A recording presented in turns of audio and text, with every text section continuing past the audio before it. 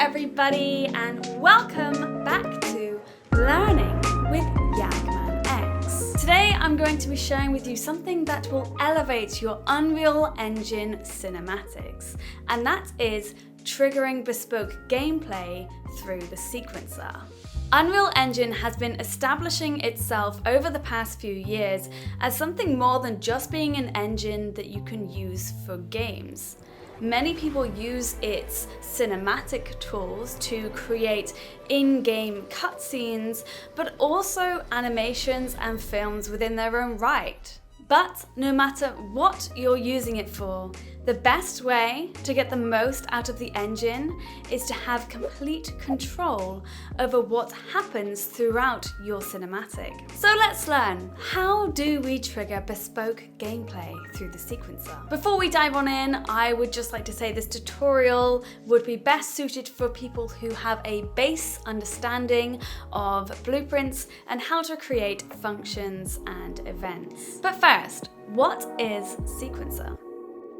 Sequencer gives users control over the scene using level sequences. Within level sequences, users can add tracks and create keyframes to manipulate objects, cameras, and characters within the scene in real time. When we take a look at the level sequencer, we can see that it offers us many options to manipulate our digital environment. For example, we can move objects, we can turn their visibility on or off, we can even swap materials and so much more. But sometimes these options are not specific enough for our needs, and that is where triggering specific gameplay comes in handy. So, enough jargon, how do we do this? Step one is to create a blueprint which will store the logic that you want to be triggered by the sequencer, because the sequencer cannot trigger any logic if there is none there for it to trigger in the first place. The level sequencer has the ability to bind to any tracked blueprint actors, functions, or events through using its event track and the director blueprint. It also has the ability to manipulate custom variables within its tracked blueprint actors, so keep this in mind when you're setting up your blueprints. We'll go through how to do this in detail in the next step. As an example for this tutorial, I'm going to use a blueprint that I have previously made of a phone. This phone blueprint actor has text that can get updated and then goes up in little bubbles like messages, and it also has a dots animation to make it look like somebody is typing. A quick overview of what is within this phone blueprint actor. It has a widget component which drives all the visual logic. This widget component references a widget blueprint as its class, and it's within this widget blueprint that all the logic is stored. Within the widget blueprint, there is an event for an animation to be played to mimic somebody typing on the phone. It's just a border of dots that appear and disappear. It also has a function with a text input parameter, which will be used to update an array of text messages, which will then be displayed on the screen. The new text from the input parameter gets inserted to the top of the array, pushing the others down an index to have them visually move upwards on the screen.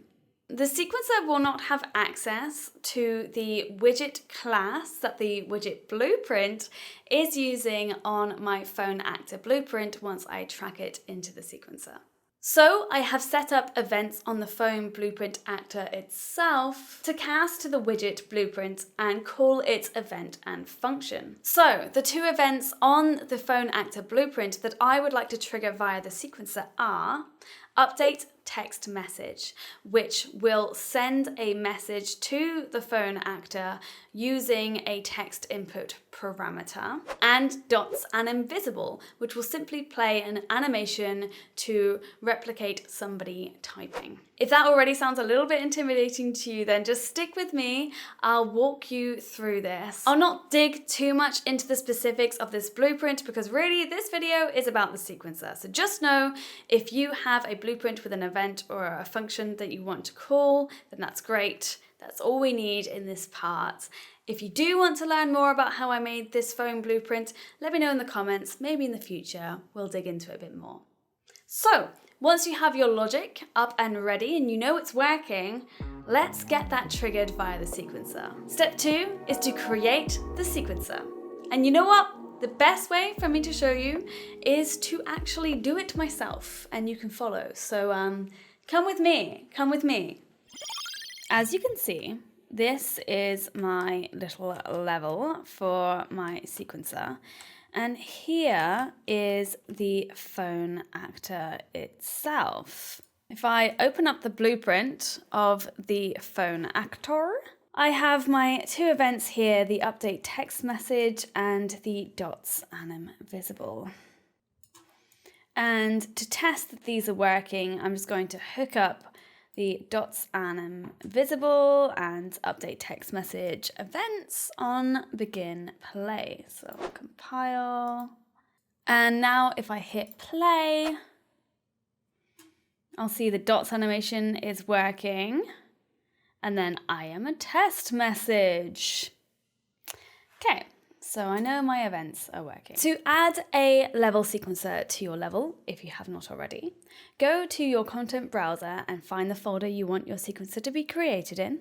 Right click and it will be under animation and then look for level sequence down here. So left click on that one to create it, and then you can give it a name, tutorial sequencer. And once you have created this sequencer, you then left click and drag the level sequence into your map. And as we can see, I have tutorial sequencer here in my world outliner. Now let's double click on the level sequencer in the content browser to open it up, and you will see a new tab be opened. So there's nothing in our sequencer yet, and to change this, I can use this plus track button on the left here. An easy way to track a specific actor into your sequencer is to make sure that it's selected. So click on the actor that you'd like to track in your editor. You'll see in the outliner, it's also highlighted here. And then back in your sequencer, you can click the plus track button on the left and come down to actor to sequencer. And now note that up the top, it says add phone 01 blueprint, which is my phone actor. Also has everything else, but because the phone actor is selected, it's at the top, it's very easy for us to find. Clicking on that one, I can see it's now within the sequencer. Now, another thing to note here is that to preview gameplay that needs the game to be running, such as widget animations, then you also need to have the sequencer to play when the game begins. We can do this within the level blueprint. So if you come up to the top of the editor, you'll see this list of world blueprints available to the user. Click on that one, and then there will be open level blueprint. Click on this one, and you can see it's empty. Now I want to have an event happen on begin play so that it's triggered when the game plays. And I want to make sure that our sequencer is played. So you can create a level sequence player, and then we will need to put in here what our level sequence is that we would like to be played. So mine is tutorial sequencer. So I've added that one here into the input parameter. So now we've got a level sequence player that will reference our sequencer. We then need to play that. So press play and choose the movie scene sequence player. And then in the target, we just need to hook it up to the out actor, and then that will automatically get the sequence player object reference. Compile that one. And then when we hook up all of our keyframes to trigger the logic in our phone actor blueprint, we will actually be able to see these animations when we run the game, because the sequencer will automatically be played. An important thing to note though, when you do come to export your cinematic, make sure to unplug this logic, Alt left click, because your sequencer will actually automatically run the game when it starts to export. So you'll essentially be running this level sequence twice, and your computer will be very unhappy. But I'll keep it hooked up for now. So back into our sequencer. Once you have your actor tracked in the sequencer, you can see that there is another plus track button next to the actor itself. Clicking on that, you can see that it actually allows you some options to change it already. So I can add a transform and change where it moves to. I can even add a hidden track so I can turn on and off its visibility. However, what you might notice is that the events that we have created are not readily available to us. And this brings us on to step 3, how to bind to logic in Blueprint via the sequencer. So I'll show you a few different ways of how to trigger bespoke gameplay using the sequencer. Number 1 is to control Blueprint variables through the sequencer. Perhaps all you really need to do is to change a variable on this actor that isn't readily available for us here. This could be really useful if you want to change a light intensity or a color of an object or something like that. So going back to my phone example, I am using a material on the mesh for the phone glass. And if I open up this one, I'll browse to it here and open it up. You can see that I'm actually using scalar parameters. Within this material, there is a scalar parameter that controls the emissive intensity by multiplying the emissive color by it. If you don't know what material parameters are, they basically just allow users to update the values within the material to have it update without having to recompile each time. So let's say I want to have this emissive intensity scalar parameter to be controlled via the sequencer so that I can have control on how bright or dim the phone's glow is. This is actually pretty simple to do. So I'll go back into my phone Blueprint example and into my construction script. All I've got in here so far is a call to get our widget components class reference. So from here, we want to create a dynamic material instance. So I'll click on this one. And the parent will be the material that we want to create the dynamic material instance of, which is the phone glass test, the one up here. By creating a dynamic material and not just getting the material from the static mesh itself, I am then able to dynamically update any of its scalar parameters. So that's why I'm doing this. So I can set this one, promote it to variable, just in case we need it in the future. Call it screen material. And then we want to set this material to replace the material on our phone. So if we go back to the viewport, you can actually see on our static mesh, the phone glass is element 1. We have 2 different materials on here. So let's go into the construction script and we want to swap out the element 1, element index 1. And of course, we want to swap it out with the dynamic instance of that same material. Now, because it's now dynamic, I can actually get that material reference and set scalar parameters. So I can hook this one up, and all I need to know is the parameter name. So if I go back to our material, just check the name, emissive intensity. So we need to put in the parameter name, emissive intensity. And now this value will drive the emissive intensity scalar parameter of our material. So it's 0. Let's compile, and I can check in my viewport. Yes, it's gone dark. It's a dark, dark phone. It's got no emission or emissivity.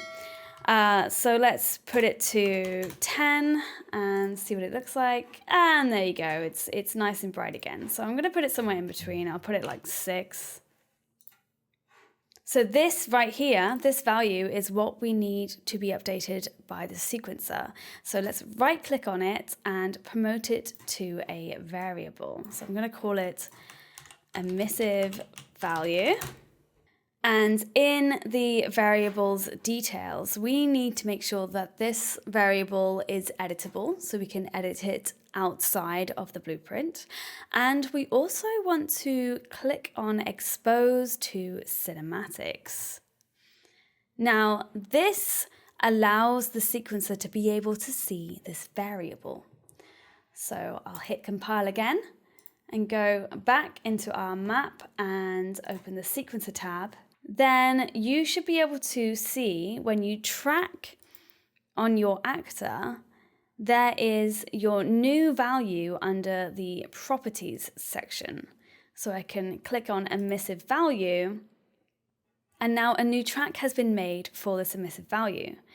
Now the emissive value is 6, that's what we have set it as, and you can move this up and down. But as you can see, we're not seeing the phone change in Editor right now. So to change this, we can go back to our blueprint and go into our class settings of the actor blueprint. And there is a little tick box called Run Construction Script in Sequencer. So by default, the construction scripts always get run on the actor being moved, but we want it to run when we make changes to it in the sequencer. So I've ticked on that one, compile, go back to sequencer, and there we go. That is super bright. We don't want 166 emissive, so let's put it back to 6 here. But as you can see, we can make it dark, we can make it bright, and it updates in real time, which is great. And we can keyframe that, so we can make it go from, I don't know, 6 to 100, and press play down here in our sequencer, and you can see it gets very fast. It gets brighter. So you can update a variable from a blueprint actor, but what if you want to trigger an event or a function from the sequencer? This is useful when you want control over more complex logic, such as my event to trigger the animation of the dots appearing and disappearing. To trigger custom events and functions from a specific actor blueprint, we must click on plus track again and actually add an event track this time. There's 2 different types, a trigger event track and a repeater event track. But wait, what even is an event track? Event tracks allow you to define points within your cinematic where you would like to execute some scripted functionality. There are 2 options for event tracks. There's trigger or repeater. A trigger event track is used to trigger a specific event at a specified keyframe within your level sequence. A repeater event track allows you to add sections so that the event is triggered every time it's evaluated throughout those sections, so it can happen over multiple frames. And for my example, I am using a trigger event track. Back to Unreal. So for this example, we're using triggers. So I've clicked on the trigger event track and you can see it here, events. I'm just going to close down this transform so it's not as confusing. So we have an event track here for our actor blueprint. You can press the little plus button on the right by it to add a new keyframe to bind to an actor's event or function using this keyframe. You right click onto it and then go into Properties, click on Unbound next to the event and go into Quick Bind. Now we can see our actor blueprint is actually here. So you want to drop down onto that one and go into class. Then under class, we'll have the name of our blueprint and go into that one, and there you go. These are all the available events and functions that I have within this blueprint. So I'm going to bind to my dots anim visible so that I can trigger when to play that dots animation. Once you have clicked on that event, you will have automatically created an event endpoint and will be taken to the director blueprint. If you lose where this is, however, you can always find the director blueprint again by clicking on this little button here in the sequencer, or alternatively, you can right click, go into properties, and you can actually click on the little magnifying glass next to your event.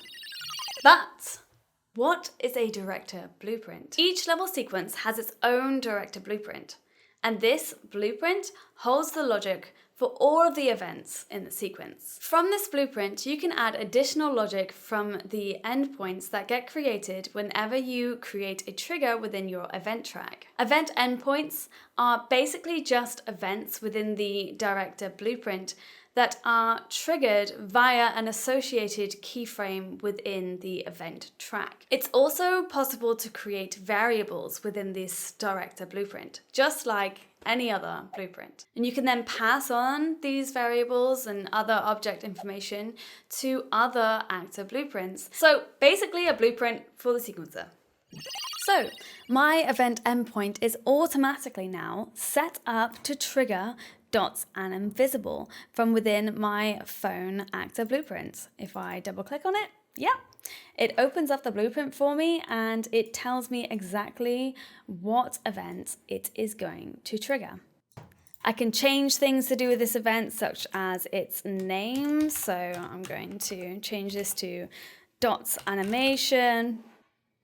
Back into our sequencer, you can see now that my keyframe actually has the dots animation event name next to it. Before I preview this and show you that I can trigger this event via the sequencer, I just need to go back into my phone blueprint and make sure, that none of it is being called on event begin play. So I'm not cheating.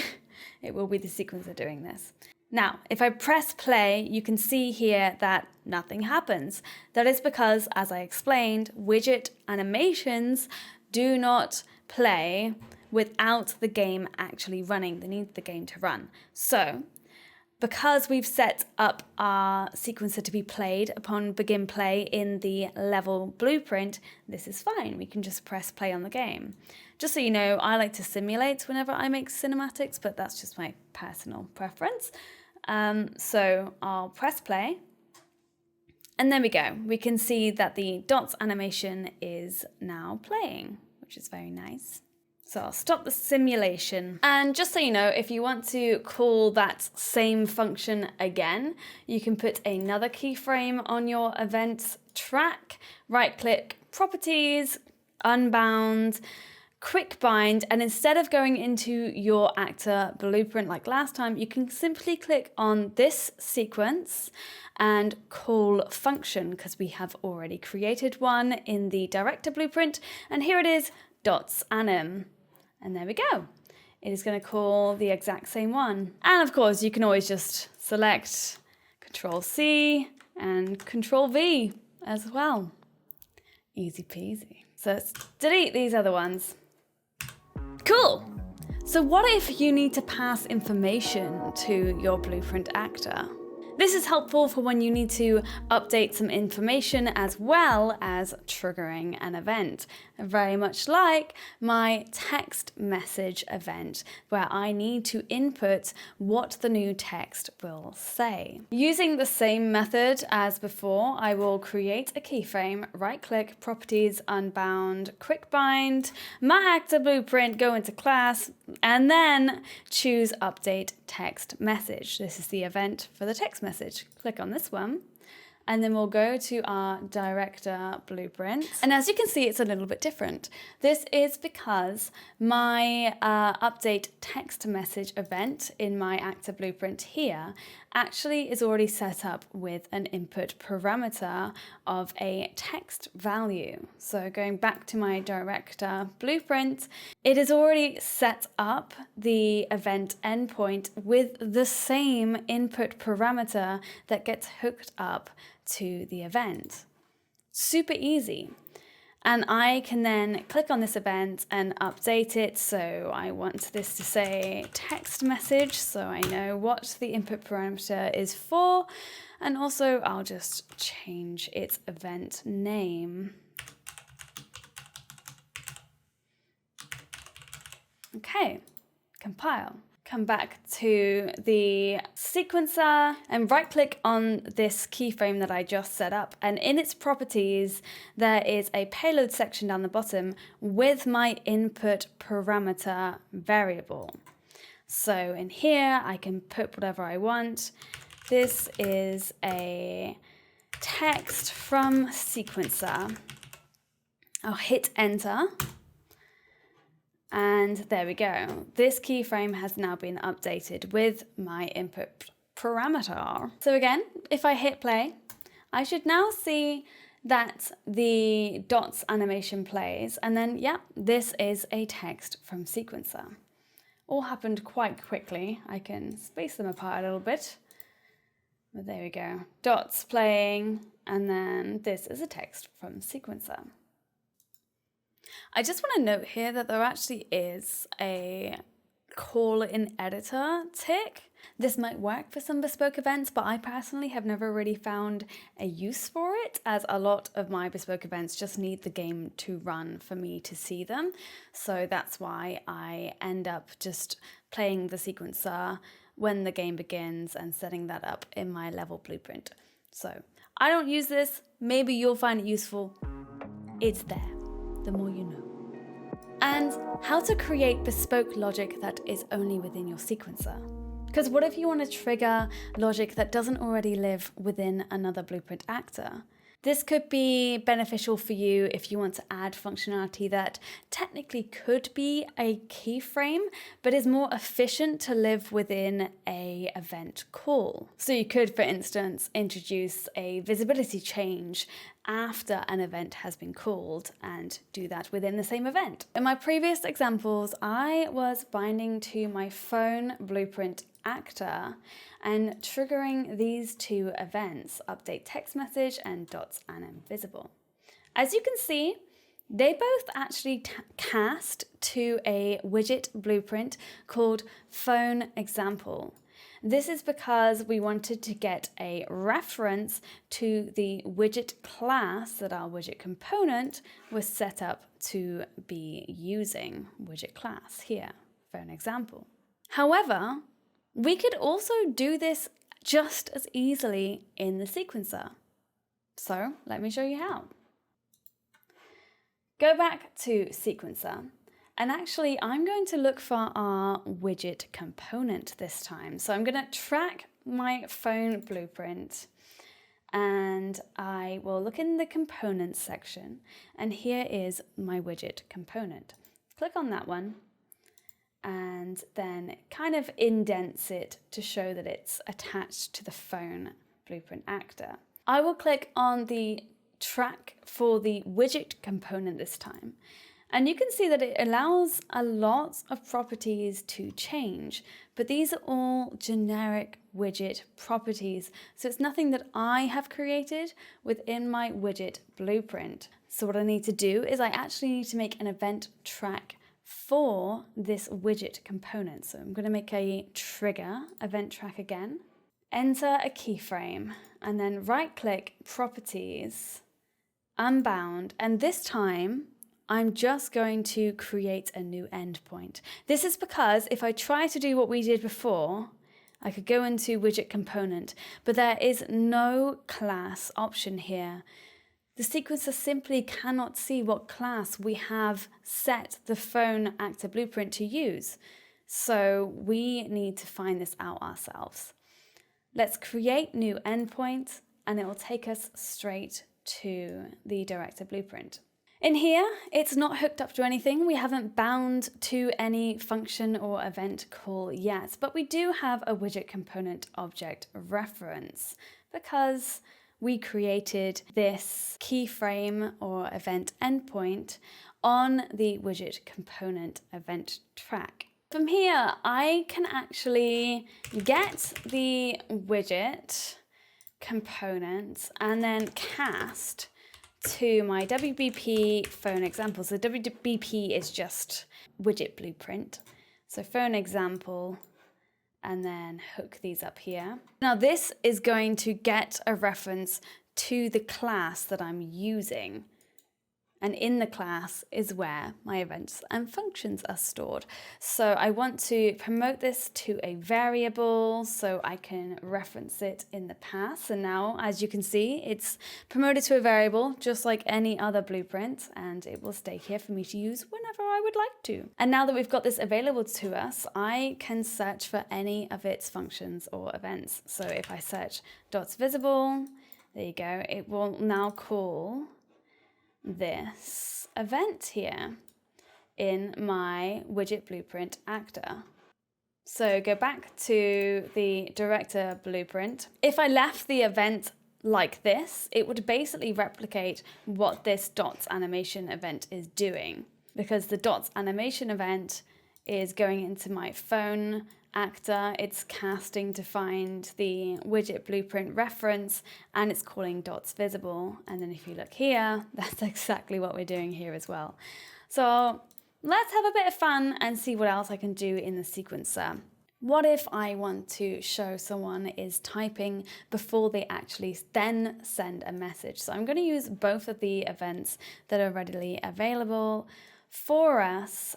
So we'll play the dots visible, and then I want to create a timer by event. I will have this time be an input variable. So I'm just going to drag it to our custom events and then let go. And there you go. We've made a input variable, and I'm going to call this delay time.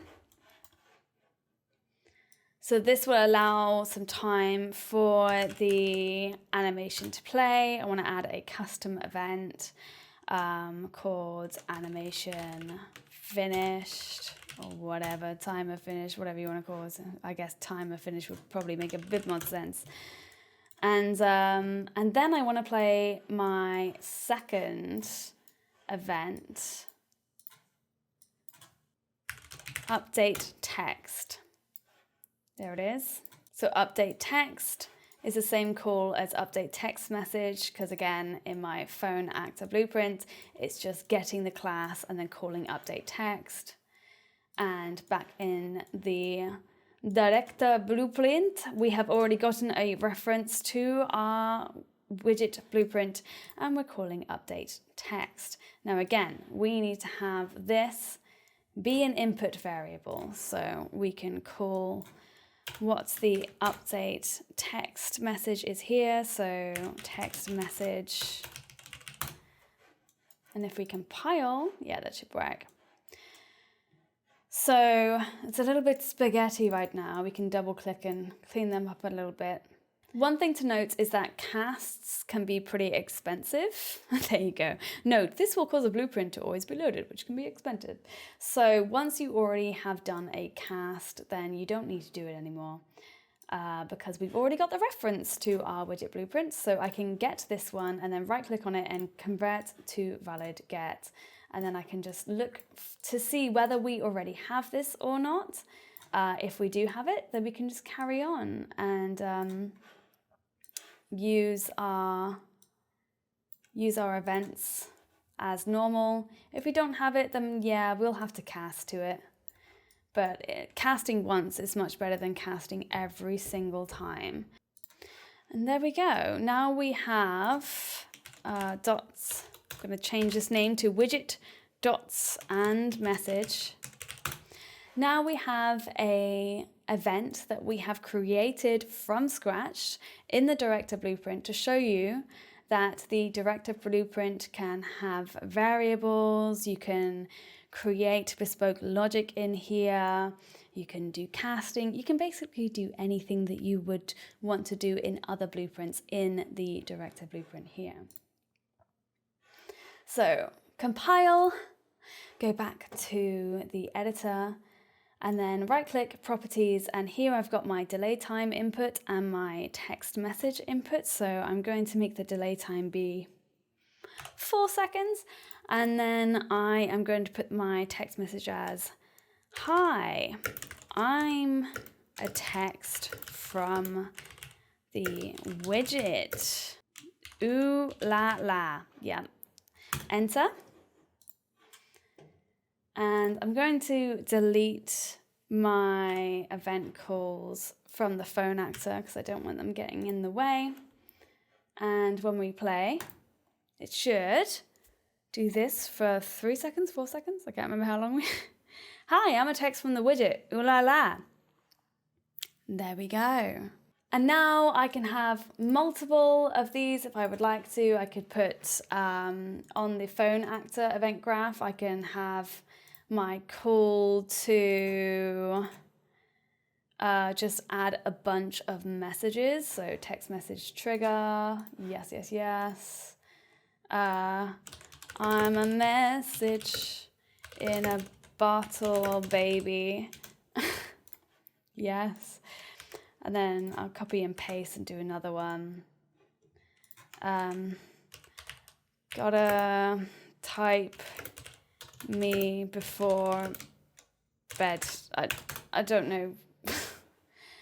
And then hopefully it should all run. I'm a message in a bottle, baby. Gotta type me before bed. Hi, I'm a text from a widget. Ooh la la. So that did work. It still did the 4 second delay, and it texted out all my other messages as well. And there you have it.